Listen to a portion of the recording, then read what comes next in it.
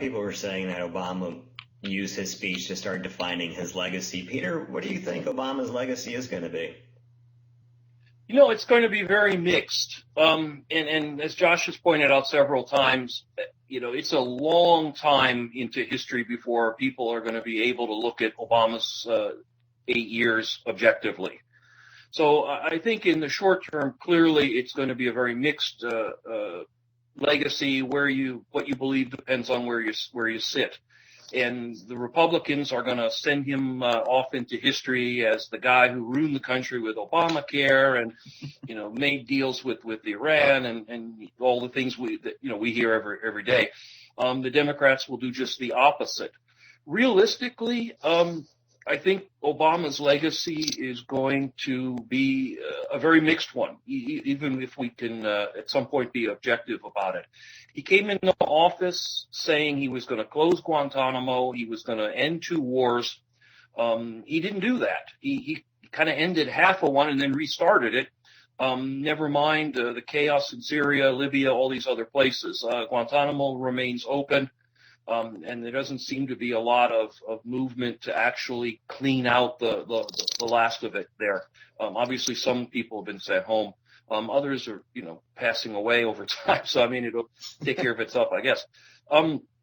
Domestically, he's going to put, the history will show him have made a good attempt with Obamacare. But I suspect the holes in it will weigh heavily on the judgment of history. He's going to take a lot of credit for same-sex marriage. But again, a lot of the real heavy lifting on that was done by individuals who sued from state to state to state and created a bit of a snowball effect that finally reached the Supreme Court.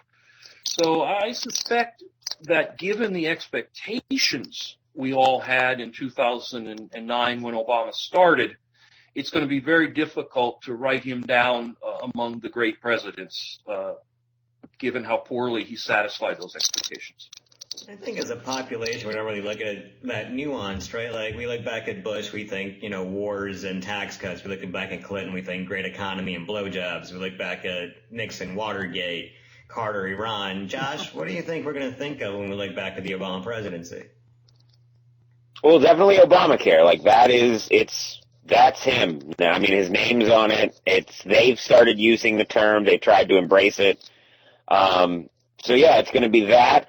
But I think it will also sort of be the fact that, and again, not to belabor the point, but I think it'll be, he was sort of a touchstone for this hyper-partisanship that we're experiencing right now. And I think part of it, and I think it's a complex thing that creates it too, but in terms of just what he's done,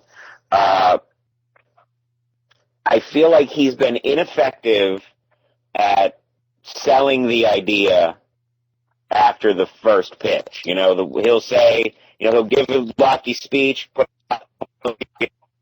America, for the most part, will be like, we'll see. And then when you think about how Obamacare was negotiated, they started from the places they should have conceded to, starting with the public option rather than saying we want to make it single payer, have Republicans say exactly socialize health care, and then go, all right, they have a point, single payer maybe too much, we'll do this thing with a public option, and then Republicans, it's a win for everybody.